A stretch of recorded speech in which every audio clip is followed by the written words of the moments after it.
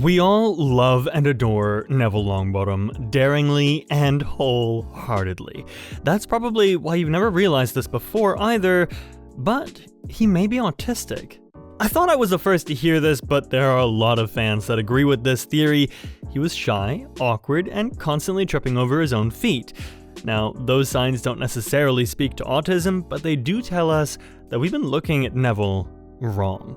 So, could Neville be neurodivergent? And if so, does it change the way we see his journey from being an awkward student to this incredible war hero?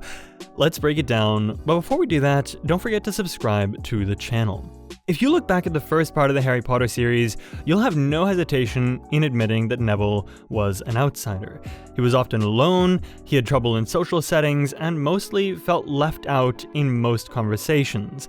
He struggled with making friends and couldn't understand social cues. If you remember, he always seemed confused, flabbergasted, and unsure in most of his interactions. Now, if you look at autism, you'd find a similar dilemma. Many autistic people experience the same things during their interactions. It's not because they don't want any friends, but it's because they struggle with comprehending social cues.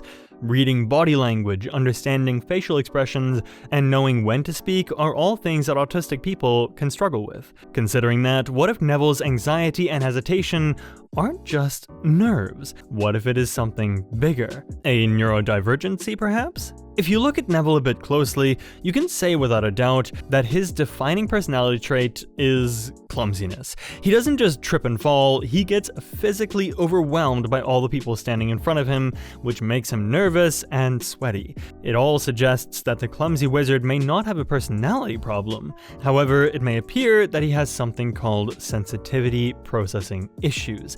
Let's compare these traits with people who have autism.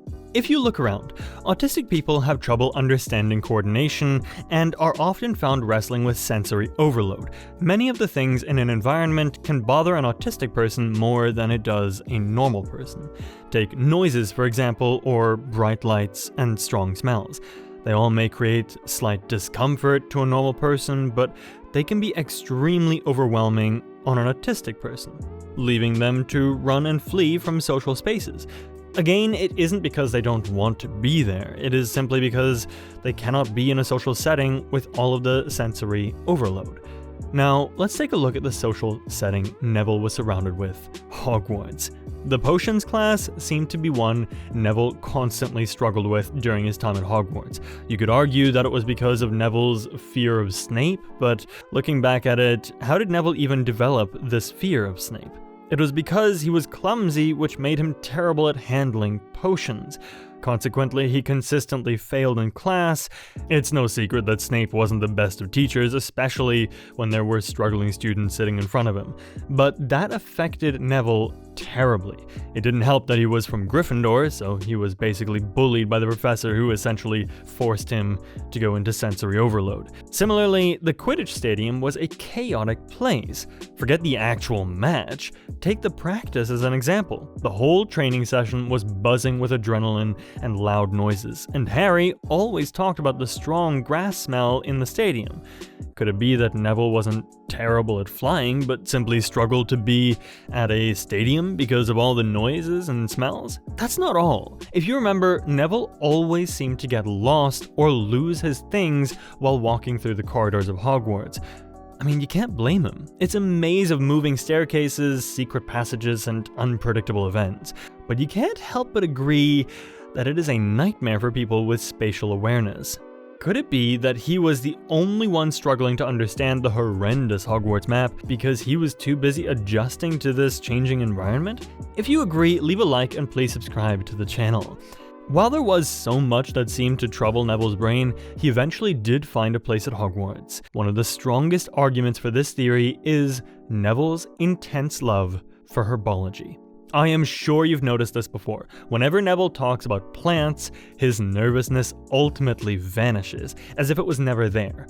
He knows when to speak, he knows how to speak, and is even confident in initiating conversations. In fact, he actually becomes pretty fluent and literally charms everyone around him. You'd never believe it was Neville talking to you, similar to how he shocked Harry too. It was all because of herbology. In fact, he got so far ahead in his passion for herbology that he ended up becoming a professor at Hogwarts after his graduation.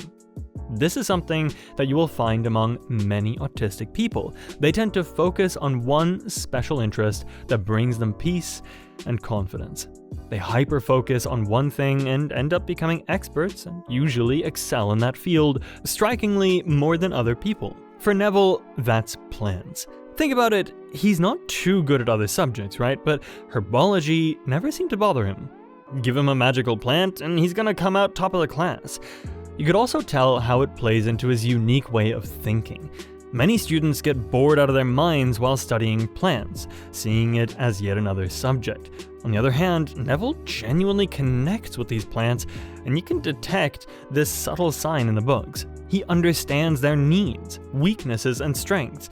This is called pattern recognition, a trait that most autistic people tend to show. It is simply how his brain works. Another part of his personality that supports this argument is his way of expressing emotions. Many autistic people struggle with showing their emotions. When they do express themselves, it isn't in a way that others expect or understand. They might struggle to express sadness or fear openly. They are incredibly loyal, but they might not always be able to express it. Similarly, they have quite a unique way of forming friendships. Look back at Neville. Doesn't he exhibit the same signs? Take a look at his friendships. Luna, Harry, and Hermione.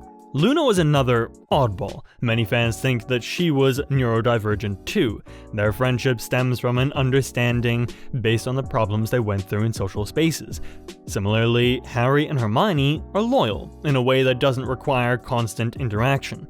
This allows Neville to be loyal to them too, in ways that you would probably never expect for a common man. His acts of bravery are talked about to this day. Similarly, he doesn't have a way to express emotions like other people. Look at Neville's story. It is one of the most heartbreaking things you'd find in the series. His parents were tortured to the point that they were unable to speak or walk, forever left to lie down in hospital beds.